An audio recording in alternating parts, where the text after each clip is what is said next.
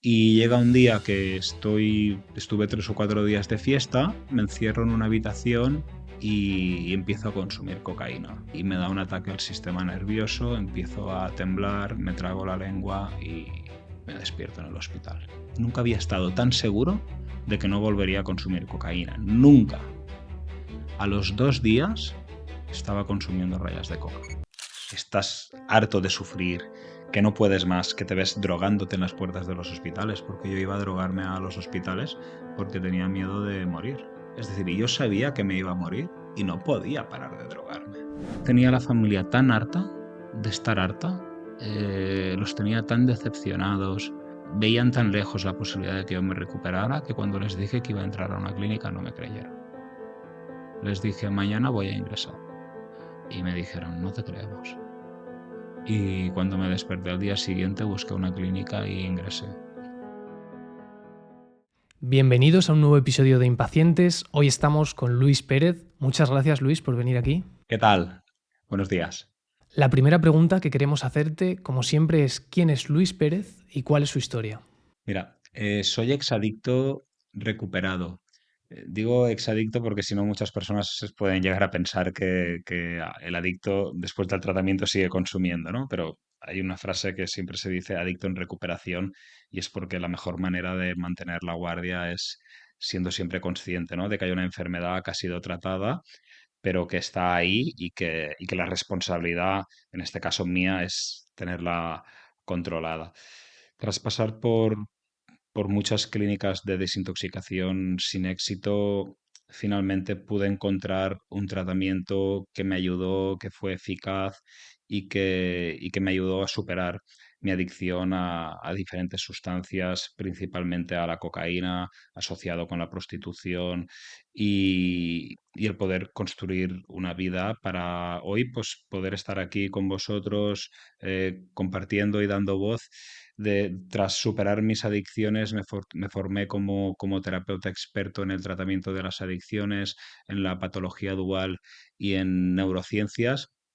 Y lo que he hecho después de trabajar durante mucho tiempo en el sector del tratamiento de las adicciones ha sido fundar una institución que se llama Zeus Centro Terapéutico, que es hoy en día pues, una de las instituciones más prestigiosas que hay en España para tratar la adicción. Luego hablaremos de Zeus, nos contarás, pero primero nos gustaría ir al comienzo de tu historia. ¿Cómo fue tu comienzo con las drogas?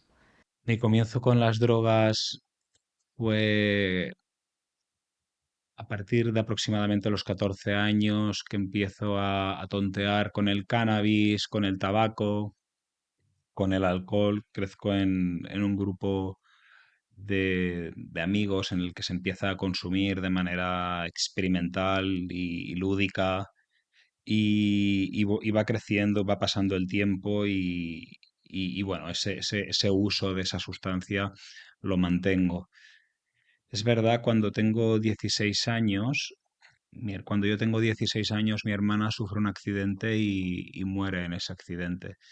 Y ahí es como que algo se rompe en mí y, y yo me vuelvo una persona más callada, más incapaz de expresar las cosas. A veces hay amigos que me preguntan, oye Luis, ¿cómo llevas el tema de tu hermana y tal?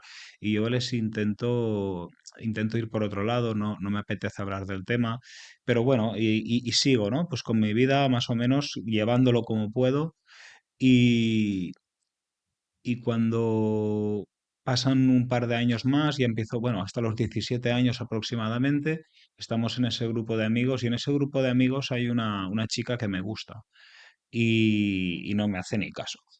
Que es algo, supongo que habitual, no creo que sea el único, ¿no? Pero el hecho es que esa chica se ríe cuando está con otro chico que consume cocaína. Y yo pensé, pues mira, voy a consumir cocaína a ver si así me hace caso. De verdad, fue así, algo tan tonto como eso, ¿no? Y pasé de fumar cannabis a probar la cocaína. Y, y rápidamente me enganché a la cocaína. Eh, Esto fue aproximadamente con 17 años, con un poco más adelante empiezo a trabajar, empiezo a ganar dinero, es decir, soy una persona que no tiene problemas económicos y empiezo a consumir mucha cocaína, es decir, monto una empresa con 19 años, muy joven, que funciona muy bien en ese momento y me vuelvo una persona que puede consumir a su antojo todo lo que le apetezca, asistir a prostitutas, todo lo que me apetezca porque no tengo un límite ni económico ni familiar. He crecido toda la vida sin padre. Cuando nosotros éramos pequeños, mi hermana y yo, mi padre se fue, nos abandonó, mi padre era alcohólico y, y bueno, y no he tenido tampoco esa figura paterna que a veces puede hacer esa función de poner un límite, ¿no? Mi madre trabajaba muchas horas, entonces es como que me quedo un poco haciendo un poco lo que quiero, ¿no? A mi manera de creer de cómo tienen que ser las cosas. Y a partir de ahí, pues bueno, empiezo a aumentar el consumo de cocaína y un día cuando, bueno, empiezo a tener graves consecuencias del consumo, se rompe la relación con mi pareja, esa empresa empieza, bueno, no empieza a funcionar, no es que funcione mal, porque se sigue ganando mucho dinero, pero no soy lo eficaz que era y por lo tanto esa empresa se para, deja de crecer, ¿no? Y, y sigo consumiendo muchísimo. Y llega un día que estuve 3 o 4 días de fiesta y cuando llego a casa de mi madre me encierro en una habitación y empiezo a consumir cocaína. Y me da un ataque al sistema nervioso, empiezo a temblar, me trago la lengua y me despierto en el hospital. Y claro, yo me despierto ahí, veo a mi madre, veo a mi familia asustados, ¿no? Y digo, hostia, es que tengo que dejarlo, es que yo ya no puedo seguir consumiendo porque tengo a mi familia sufriendo a mi lado, lo he pasado mal, acojonado, ¿eh? Y yo acojonado, de verdad tenía miedo, es decir, nunca había estado tan seguro de que no volvería a consumir cocaína, nunca. A los 2 días estaba consumiendo rayas de coca. A los 2 días de que, o 4, no sé, pero muy pronto estaba consumiendo otra vez cocaína, ¿sabes? Entonces ahí me di cuenta que tenía un problema, porque ni- mm, me iba a morir, es decir, la salud la tengo jodidísima, la relación de pareja, mi pareja ya no queda ninguna relación, la relación con la familia está prácticamente rota, mi familia vive aterrorizada porque no sabe si Luis hoy va a tener un accidente de tráfico, si hoy va a tener una pelea, no saben en qué problema se va a meter hoy Luis. Y claro, eso hace que la familia también coja una dependencia muy fuerte de mí y que entre en un estado de, de supervivencia también, porque están en un momento en el que viven pendiente de Luis, ¿no? Todo el día, y si Luis está bien, ellos están bien, si Luis está mal, ellos están mal, es decir, las consecuencias de mi adicción no son solo para mí, sino que empiezo a ver que las personas que tengo al lado sufren, incluso habiendo decidido no volver a consumir, lo vuelvo a hacer. Y exactamente, Luis, ¿qué es lo que te llevó a pasar de ese coqueteo, ¿no? En el que puede estar a lo mejor mucha gente, de bueno, consumo el fin de semana, yo controlo, ¿no? La famosa frase, a ver que ya tienes un problema, que ya es una adicción. ¿Era lo que te hacía sentir la droga? ¿Te sentías mejor cuando estabas drogado? Empiezo a consumir para pasarlo bien, pero no puedo, es decir, pero no puedo parar de consumir porque cuando intento dejar el consumo lo paso mal. La droga se convirtió en mi medicación y yo vivía desde por y para el consumo. Cuando empiezas a consumir, entras en un estado eufórico, en una sensación de control y de poder, ¿no? Y, y eso con el tiempo el cuerpo se va acostumbrando a ese estado, ¿no? Entonces cada vez necesitas consumir más sustancias, una cantidad mayor para poder mantener ese estado. Pero llega un día que ni siquiera con las sustancias puedes alcanzar ese pico que se tuvo la primera vez que se consumió. Entonces, eh, todos mis pensamientos, todo lo que yo hacía estaba sometido al consumo de sustancias. Entonces empiezas por lo que te aporta porque quieres pasarlo bien, pero luego sigues y no lo dejas porque no puedes vivir sin ello, ¿no? Sí, es decir, para mí el adicto y yo, es decir, empecé a consumir para pasarlo bien, pero seguí consumiendo para no pasarlo mal. Y retomando tu historia, dices que te despertaste en ese hospital, querías dejarlo, pero luego recaíste. ¿Cómo fue esa fase de recuperación? ¿Cómo hiciste clic para dejarlo? Mira, tenía la familia tan harta de estar harta, los tenía tan decepcionados, estaban tan asustados, veían tan lejos la posibilidad de que yo me recuperara que cuando les dije que iba a entrar a una clínica no me creyeron. Les dije, mañana voy a ingresar. Y me dijeron, no te creemos. Y cuando me desperté al día siguiente busqué una clínica y ingresé. Lo que pasa que ese ingreso no fue el primero ni el último. Y pensaba que por cruzar las puertas de una clínica y pedir ayuda ya tenía el trabajo hecho. Lo que no sabía es que el centro me iba a poner las herramientas, pero que quien tenía que trabajar era yo. Entras a la clínica, crees que sales recuperado y vuelves a caer. Sí, entro a la clínica y yo soy novato en esto, no sé de qué van los tratamientos, no sé de qué va eso, mi familia tampoco. Entonces, yo lo que hago en la clínica es, entro en una clínica con unas pautas, con un horario, es decir, con un modelo de abordaje, te despiertas por la mañana a esta hora, haces deporte, hora de la ducha, hora de terapia, talleres terapéuticos y así, ¿no? Vas siguiendo lo que es un programa terapéutico, visitas con el psicólogo, visitas con el psiquiatra, pero yo siempre digo que las personas cuanto más inteligentes son, más difíciles que se recuperen, porque hay un tema que es el ego, ¿no? Y cuando cuando estás en activo, cuando te estás drogando, tú te crees que lo sabes todo, tú crees que eres el mejor, tú crees que nadie te puede enseñar nada. Y, y yo era de esos, ¿no? Yo pensaba que era inteligente, entonces yo pensaba, vale, yo esto ya lo he pillado, yo con estar aquí 2 meses ya tengo suficiente, me voy, estos no se enteran, yo tengo esto controlado y yo creía que era el más listo del grupo y que yo podría salir de esto. Estaba convencido de que yo no iba a volver a consumir. Por eso pedí el alta y volví a consumir no sé, a la semana. Es decir, no me dio tiempo ni de asimilar el intento, ¿no? De aquel tratamiento, lo que pensaba, es decir, la enfermedad, esta es la enfermedad del autoengaño. El adicto cree que es más listo que los demás, que él ya sabe cómo lo tiene que hacer y que solo puede. Y nada está más lejos de la realidad. Es una enfermedad que actúa sobre la parte prefrontal del cerebro, que es esa que se encarga de decidir, de razonar, de tomar decisiones, de balancear los pros y los contras, y qué se puede esperar de una cabeza que justamente la parte que está dañada es esa, ¿no?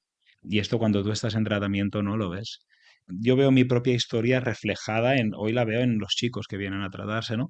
Y yo les digo, ¿tú te imaginas a la persona más cuerda de tu familia tomando matarratas 3 veces por semana? ¿Qué pensarías de ella? Dice, hostia, Luis, me dicen, no me la imagino. Digo, claro, esto es lo que haces tú. Te estás metiendo rayas de coca que sabes que al mismo tiempo que te las metes, te están matando. Y aún así te las sigues metiendo. ¿Qué ser en su sano juicio hace eso? ¿Qué persona que piensa bien, gestiona bien las emociones y actúa bien, se mete algo, aun sabiendo que lo va a matar, se lo sigue metiendo? Entonces, toda mi historia, todas las recaídas que tuve, todo ese paso que tuve por las clínicas, gira en torno a esta disfunción del cerebro, a que mi cerebro era como ese motor que no funciona porque le falta una pieza. Y esa pieza, que en este caso era la cocaína, ocupa ese lugar que completa, ¿no? A esa personalidad incompleta y que a partir de ahí, hostia, Luis consume y Luis se vuelve una persona más segura de sí misma, es una persona que parece que cree que tiene el control, que empieza a evadirse de las emociones como son la tristeza, la frustración, la rabia, la autocompasión, eh, el no sentirse aceptado, es decir, todo eso, esas emociones con las que durante toda mi vida yo no había podido lidiar con ellas, que me había sentido rechazado por esa chica que me gustaba, me había sentido abandonado por mi padre, había sentido el abandono de la muerte de mi hermana, que aunque mi hermana no me hubiera abandonado porque había muerto en un accidente, yo seguía resintiendo esa emoción que venía del abandono de mi padre, porque el abandono de mi padre tampoco lo tenía, lo tenía ordenado, tampoco le había puesto palabras a esto.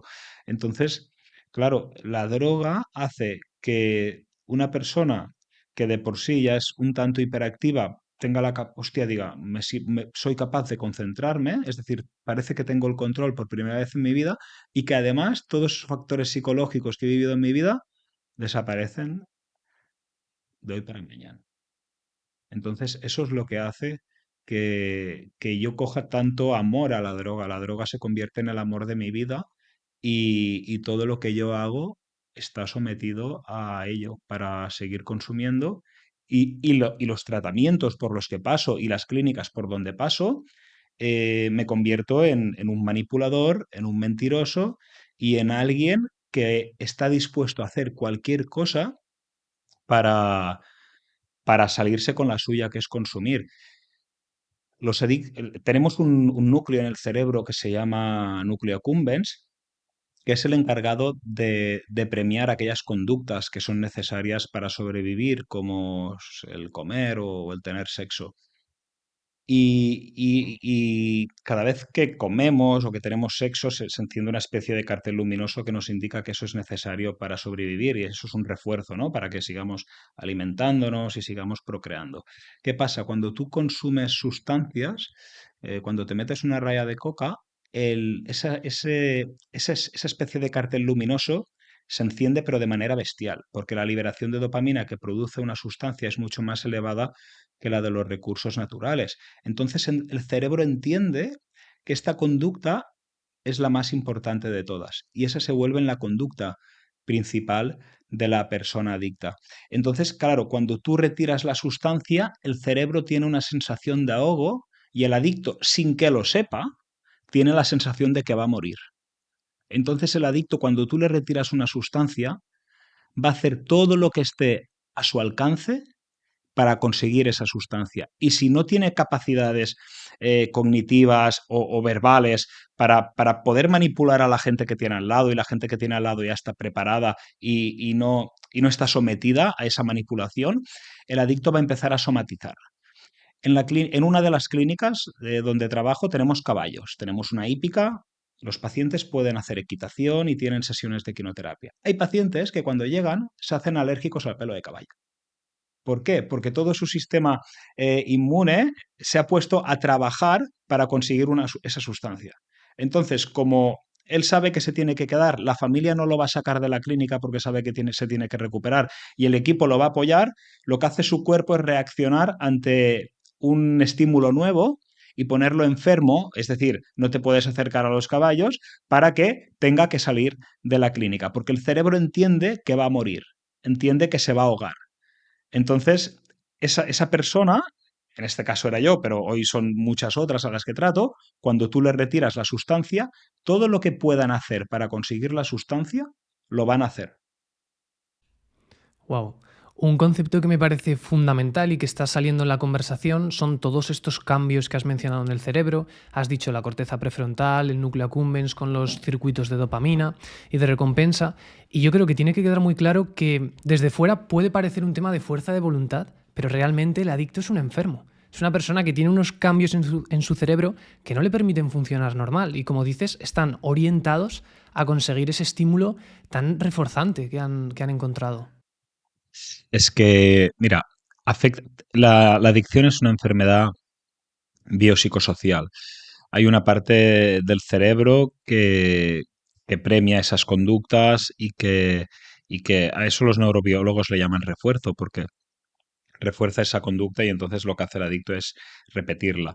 Pero también hay un factor psicológico y emocional también afecta, es decir, la persona que consume sustancias también queda afectada la amígdala, que es la encargada de razonar, de gestionar las emociones, de gestionar el estrés, la ansiedad. Entonces, toda la gestión emocional también se ve sometida al uso de esa sustancia, ¿no? Entonces, por eso también lo que el adicto a veces siente, que hay personas que pueden pensar, vamos, que el adicto es un egoísta, solo piensa en él. El que ha tenido una pareja adicta, vamos, tiene que estar harta del adicto. El que tiene un hijo adicto está harto de su hijo. Pero hay que entender, hay que ponerle nombre, el nombre que tiene, ¿no? El nombre de enfermedad. Adicto es aquel que decide dejar de consumir y no puede parar de hacerlo. Y además, el adicto, hay una cosa muy jodida en ser un adicto, y es que el adicto es ese que tiene que justificar una enfermedad que no ha elegido, que no quiere, pero que tiene. Y yo siempre comparto una frase con los pacientes, y es: imaginaros a un enfermo de cáncer que, además de ser un desgraciado, porque está enfermo, tiene que sentirse culpable por estar enfermo y tiene que ir por ahí justificando ante el mundo entero, ante su familia y ante las personas que quiere, que en teoría son quienes le tienen que apoyar, que está enfermo. Además que estás enfermo, que eres un desgraciado, encima tienes que ir sintiéndote culpable y justificando eso. Y la manera en la que el adicto resuelve esa culpa es consumiendo más. Entonces, claro, hay que entender esa situación, ¿no?, que vive el adicto, y yo entiendo las consecuencias que vive la familia, que son duras, ¿eh? De verdad, que es muy jodido ser adicto o tener un familiar adicto. Pero llegados a este punto hay que actuar de la mejor manera. Después el tratamiento te enseña muchas cosas buenas también. Hay una palabra que se llama resiliencia. Eh, el tratamiento, cuando luego lo hace la familia y lo hace el paciente, hace que el sistema familiar mejore, porque todos se conocen más a sí mismos. La madre de un adicto, en ese proceso que su hijo va a vivir de recuperación, se va a conocer más a ella misma. El padre se va a conocer más a él mismo, va a aprender cómo hay que poner los límites. El paciente va a aprenderse, va a conocerse a sí mismo, va a conocer sus debilidades, se va a hacer más humilde, pero también va a conocer sus fortalezas, también va a empoderarse en esas áreas que es más débil, como la de la autoestima, la de la aceptación. Bueno, cosas, habilidades que son necesarias para la vida, ¿no? Habilidades sociales, gestión emocional. Son temas que ser adicto es verdad, es una putada, pero una vez has llegado ahí, puedes darle la vuelta y a veces puedes darte cuenta de fortalezas que no sabías que tenías. ¿Crees que todos somos igual de vulnerables a padecer una adicción o hay personas más predispuestas que otras? Hay personas más predispuestas que otras. Mira, hay un tema que se ha estudiado, que es el de algunos aminoácidos y neurotransmisores, como es el ácido gamma aminobutírico, que una baja segregación de este aminoácido o la carencia de él hace que el cerebro siga reabsorbiendo, es decir, que no se reabsorba la dopamina, ¿no? Este es el encargado de reabsorber la dopamina, y que en un momento dado una persona se sienta saciada, es decir, una persona se come un plato de comida y se come dos, pero después dice: basta, yo no quiero más, no tengo más hambre. El que tiene una baja segregación de este aminoácido, o la carencia de él, viene un tercer plato de comida y se lo come, viene un cuarto plato de comida y se lo come, y luego come postre, ¿sabes? Y ahí sí que hay una carencia en el cerebro y que no ha elegido y que es de nacimiento. Esto en algunas personas está y en otras no.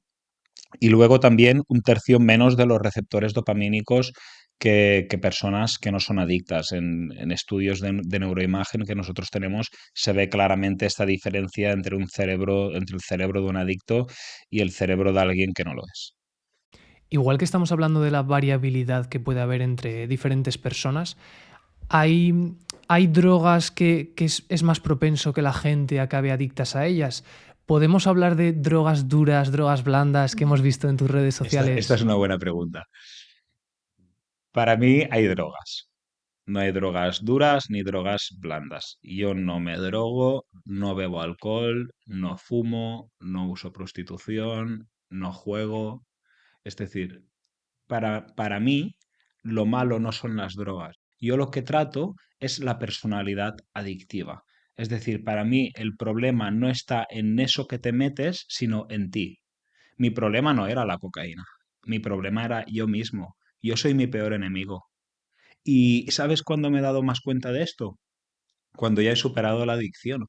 Porque claro, yo hoy hablo con gente de todo tipo de temas, ¿no? Y a veces hay gente que me dice, Luis, estoy intentando hacer algo, no sé, escribir un libro o emprender cualquier cosa, y me doy cuenta que tengo una voz ahí todo el día que me dice que no voy a poder y tal.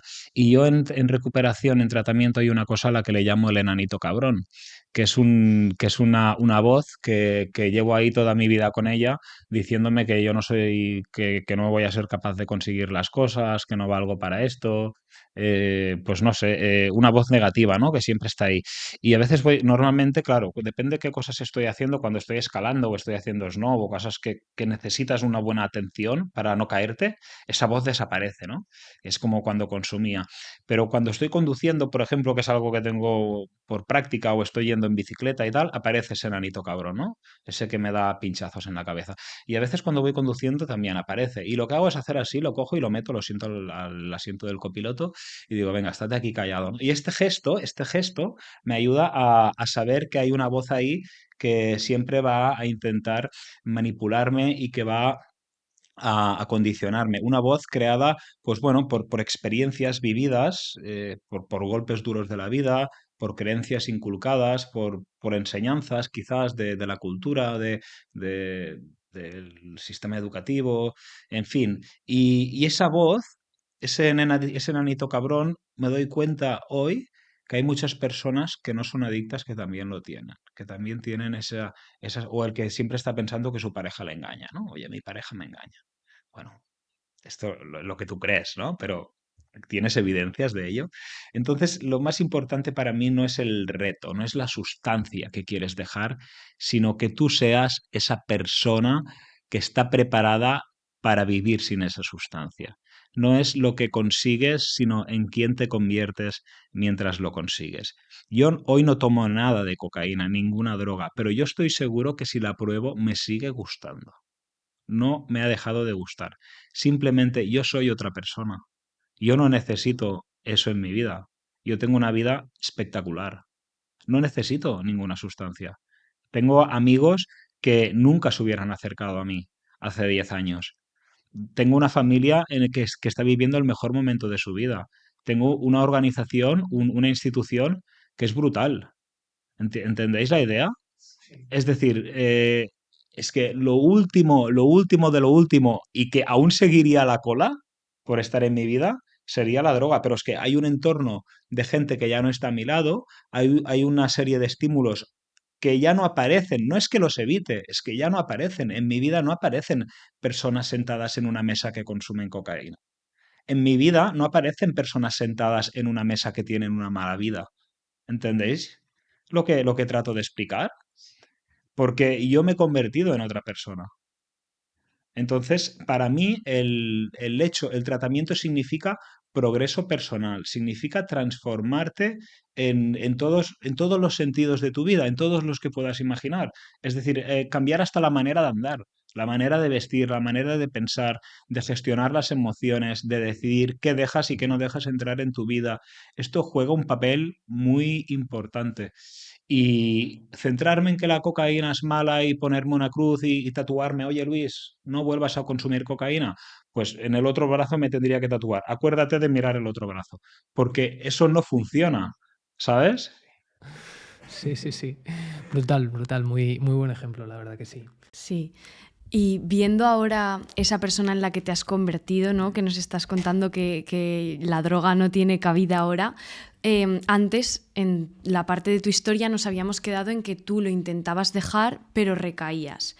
¿Cómo fue ese clic, que supongo que sería progresivo, el de quiero cambiar, quiero eliminar la droga? ¿En qué momento lo conseguiste? Claro, ¿cómo es ese proceso de conseguir esta nueva identidad que tienes ahora? Hay que aprender algo. Y es que si lo sigues haciendo de la misma manera, seguirás teniendo los mismos resultados. Si yo sigo pensando que lo que yo creo, lo que yo pienso y lo que yo digo es lo cierto y que es inamovible, ahí nunca voy a conseguir cambiar. Entonces, yo me pensaba una persona muy lista, porque como venía de tener una empresa que funcionaba muy bien, como venía de estar, pues bueno, con gente guay, ¿sabes? Porque yo no era alguien que estaba en situación de calle. Yo no era alguien que dormía en un cajero. Entonces, tú ves una persona bien vestida, ves una persona con dinero, que la vida le va bien, aparentemente no hay ningún problema, tú no piensas que esa persona está enferma. Entonces, cuanto mejor está la vida, aparentemente, porque por dentro estaba hecho una mierda, más difícil es aceptar que estoy roto y que por dentro estoy destrozado y que no me quiero.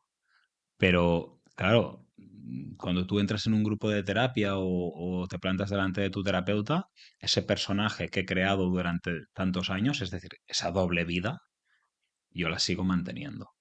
Yo le quiero hacer querer a mi terapeuta que no estoy tan mal como estoy, le quiero hacer querer a mi familia que yo ya no voy a volver a consumir, que ya tengo esto claro, que ya he hecho una renuncia, y no es cierto, ¿no? Entonces llega un momento que te cansas de estar cansado, llega un momento que te hartas de estar harto, estás harto de sufrir, que no puedes más, que te ves drogándote en las puertas de los hospitales, porque yo iba a drogarme a los hospitales porque tenía miedo de morir.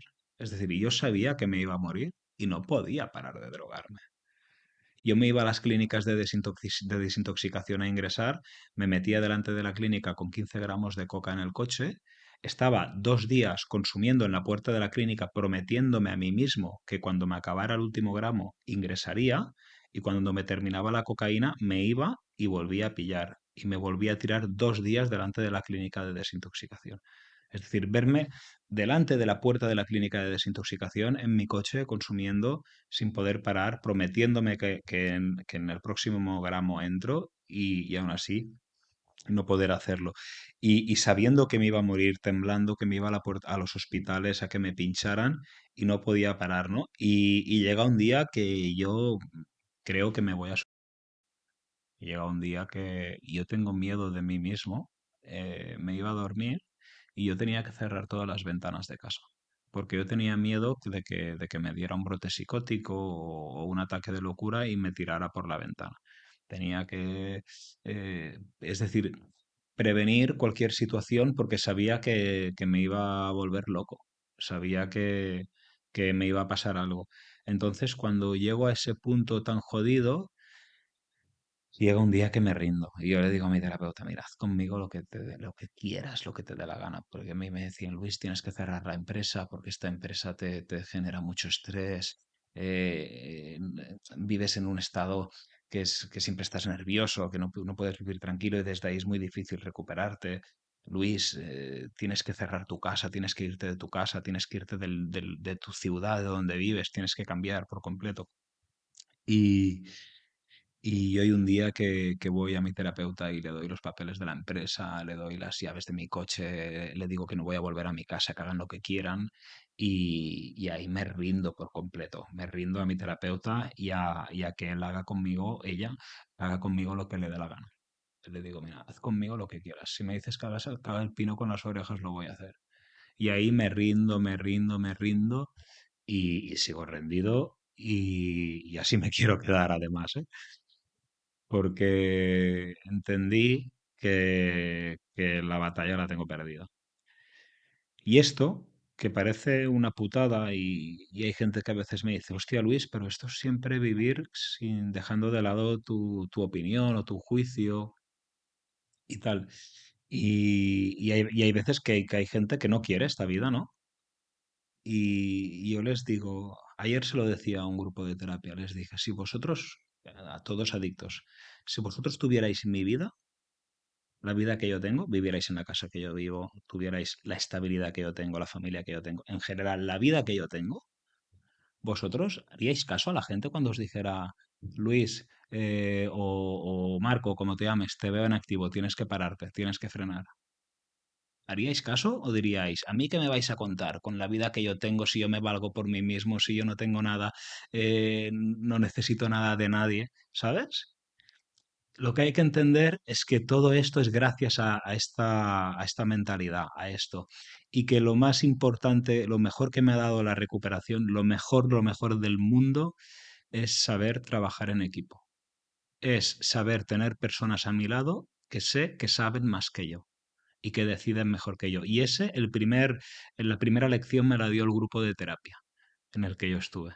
Porque el grupo de terapia, cuando tú estás en un grupo de terapia, tú puedes ver cosas en otro que no eres capaz de ver en ti mismo. No hay ningún tratamiento en el mundo que dé tanto efecto como una terapia de grupo. Y el mejor tratamiento del mundo es el que alguien se sienta en una terapia de grupo. Y esto lo que aprendí en tratamiento lo he extrapolado luego a mi vida. En mi equipo de trabajo tengo un equipo trabajan, no sé, más de 40 personas en la clínica. Y hay gente que hay cosas que hacen que yo no las sé hacer, ¿por qué? Porque les tocan a ellos, ¿no? Hay otras que me tocan a mí, pero no pretendo saberlas tampoco. Es decir, entiendo, es decir, he aprendido que hay gente que sabe más que tú y y que lo mejor que hay para salir de la droga y que luego lo puedas aprender bien, porque esto te va a servir mucho si te lo llevas, es confiar en las personas que tienes al lado, tener las personas adecuadas. Esto es muy importante. No todas lo son, pero hay muchas que sí. Y confiar en ellas y dejarte guiar. Porque a veces te enfuscas, ¿sabes? Los adictos somos un poco cabezones a veces y cuando se nos mete algo en la cabeza es difícil quitarlo. Pero cuando tú te has aprendido a no hacerte caso, a rendirte, pues eres capaz de pararte. Te paras y dices, bueno, yo creo esto, pero ¿sabes qué? Hoy no me voy a hacer caso. Lo voy a retrasar 10 días. Si de aquí 10 días sigo pensando lo mismo, lo hago. Y hay una técnica que llamo la técnica de los 10 días. Y esta técnica la aprendí en tratamiento, porque cuando tú querías pedir el alta a una de las clínicas que estuve, tenías que pedirla con 10 días de antelación para poder irte. Entonces, claro, hoy pedía la alta voluntaria porque me quería ir, pero al tercer día pensaba, ¿pero tú dónde vas? ¿Sabes? Si vas a ir a drogarte, pero ya no actuaba desde la impulsividad, es decir, aprendía a vivir rendido y aprendí a pararme. Es que ayer estuve en una terapia de grupo con chicos y se lo explicaba, digo, mira, digo, no sé, hace 7 años o así, un día iba andando por la calle y vi una tienda, se venden cañas de pescar, ¿sabes? Y vi unas cañas de pescar guapísimas, azules, relucientes. Digo, hostia, digo, me voy a aficionar a la pesca. Me meto para adentro, pregunto, oye, ¿cuánto valen las cañas estas de pescar? Dice, 400 euros. Y ya estaba a punto de comprarlas, ¿sabes? Y digo, Luis, voy a hacer la técnica de los 10 días. Si de aquí 10 días las quiero, vengo y las cojo. Nunca he ido a pescar. No he ido a pescar ni un día, no me gusta pescar, ¿sabes? Es decir, me hubiera comprado esas cañas de pescar y, y no me gusta pescar, no quiero ir a pescar, ¿sabes? Pero el tratamiento te enseña esto y esta es la manera en la que uno mantiene la abstinencia y lo que aprendí, ¿no? Lo que me preguntabas usted, Luis, ¿qué hizo que tú aceptes el tratamiento, que no recaigas, cuando se cruza esa línea? Cuando bajas los brazos y cuando te rindes y dejas que por un tiempo otras personas cojan las riendas de tu vida. Me parece admirable, Luis, esto que cuentas y creo que es algo difícil, ¿verdad? Con el ego que todos podemos tener, el asumir que haya otros, como tú dices, que te conocen muy bien y que están más capacitados, ¿verdad?, para tomar ciertas decisiones y mantenerte en ese estado de rendición que comentas, me parece que tiene mucho mérito y que es gran parte de la efectividad, ¿verdad?, de esto que dices. Y lo que me llama la atención, hablas como, claro, hemos mencionado que las personas podemos tener una personalidad adictiva. Entonces lo que veo en ti es como has reconocido que tienes esa personalidad, sabes que tu vida ahora está muy bien, pero sabes que esa personalidad está ahí y podrías volver a caer. Entonces estás como, la imagen que me viene es como un mantenimiento constante, ¿verdad? ¿Y qué medidas forman parte de este mantenimiento? Has dicho que has cambiado pues, el entorno, actividades que harás para sentirte bien. Cuéntanos un poco más de esto, porque a lo mejor la gente se piensa que, bueno, sales de la clínica, estás un tiempo sin consumir, te has curado, entre Ya, comillas. mira, hay muchos temas. Aquí entran temas laborales, temas divulgativos, temas de mantenimiento, temas espirituales, el dar y el recibir. eh, A veces hay personas que no saben por qué tienen lo que tienen, pero luego miras cómo actúan y enseguida te das cuenta de por qué están donde están, ¿no? Y, y hay algo que me gusta hacer y es que cuando algo es muy bueno para mi vida, yo intento dar mucho de eso a otras personas. Intento que otras personas también vayan a por eso, porque me estoy mandando a la misma vez una señal a mí mismo de que eso es bueno. Entonces, cuanta más gente recupero, cuanta más gente puedo ayudar, más en mantenimiento estoy. Si tú tienes algo muy bueno que ayuda a las personas y te lo guardas solo para ti, eso es ser muy egoísta. Entonces, para mí, la mejor manera de mantenerme en mantenimiento es trabajar en la clínica y seguir ayudando a personas. Tengo un equipo, repito, al que le tengo mucha confianza y nos hablamos muy claro y tampoco, ¿sabes? Es decir, conoce muy bien la enfermedad. Mi mujer trabaja en la clínica. eh, las terapeutas que me trataron son grandes amigas mías. Es decir, sigo en contacto con ese círculo de gente que me trató, que me ayudó a superar mi adicción y que además algunos de ellos me siguen acompañando, se han quedado en mi vida, ¿no? Algunos de los que me ayudaron a tratarme. Pero luego un tema importante es el propósito, el saber por qué estoy haciendo algo. Es un tema que creo que cualquier persona que se ponga en tratamiento, casi todas, deberían saber a qué se van a dedicar, qué van a hacer con su vida, qué significado va a tener. Porque si tú sales de la clínica pero te encuentras con lo mismo de antes y tienes la misma vida de antes y todo es como antes, ¿qué sentido tiene la recuperación?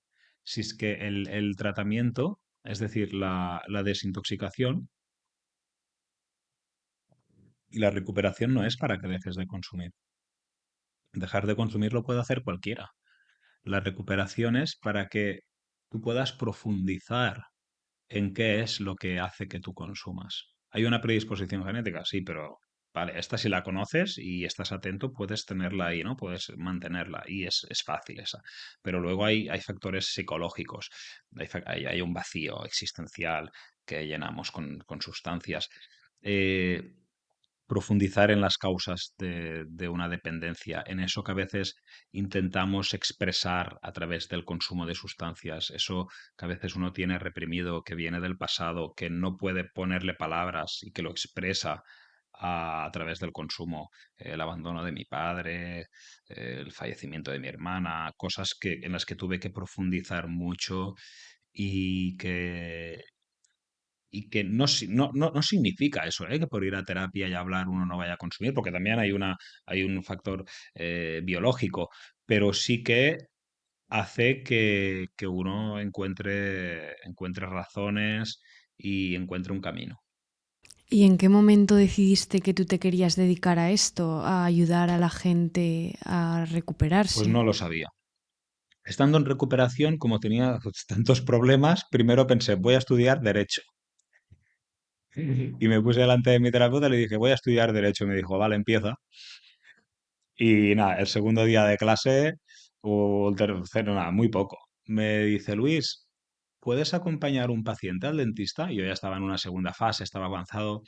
Digo, vale, un paciente que acababa de ingresar.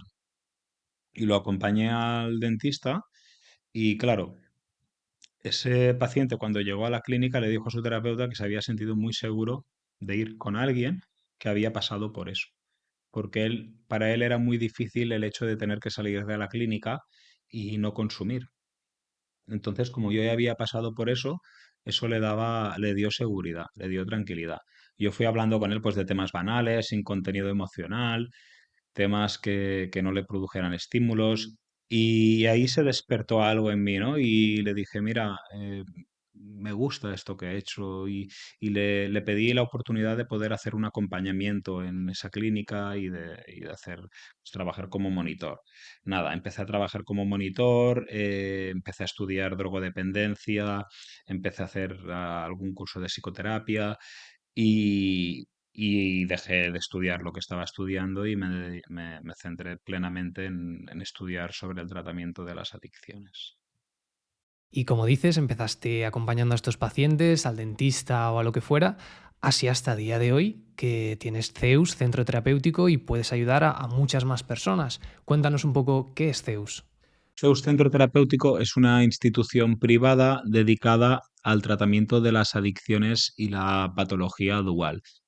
Cuando decidí fundar una institución para el tratamiento de las adicciones, tenía claro que cada paciente es distinto y que cada paciente necesita un tratamiento distinto. Esto lo aprendí por los diferentes centros de desintoxicación a los que pasé, donde me di cuenta que no todos necesitaban el mismo tratamiento y que yo era uno de esos pacientes. Entonces, en vez de hacer un centro y meter a todos los pacientes juntos, tengan 20 años o tengan 50, tengan trastorno de conducta o no lo tengan, lo que decidí fue hacer 3 centros, 3 clínicas y que cada paciente tuviera el tratamiento que necesita. He convivido con adictos en comunidades terapéuticas, he convivido con adictos en clínicas de desintoxicación, en pisos tutelados, en centros de día, por mi propia experiencia, pero después también como terapeuta. Y lo que he podido aprender es que cada paciente necesita su tratamiento. Me parece maravilloso, Luis. Creo que nadie como alguien que ha vivido desde dentro la adicción, sus consecuencias, para ayudar a otras personas. O sea que lo de tu institución me parece increíble. Me alegro mucho de que hayas llegado a este punto. A vosotros os dejaremos las redes de Luis para que podáis seguir conociéndolo, seguir aprendiendo. Esperamos haber transmitido el mensaje que queríamos transmitir, daros esperanza a aquellos a los que estéis pasando por un mal momento. Y bueno, recordaros que si os gusta nuestro podcast y si queréis apoyarnos, que tenéis muchas maneras gratuitas de hacerlo, dándole a me gusta a este vídeo, suscribiéndoos, escribiéndonos un comentario sobre qué os ha parecido la entrevista. Y muchas gracias, Luis, por haber venido. Gracias. Gracias. Nos vemos en un nuevo episodio. Hasta Adiós. luego.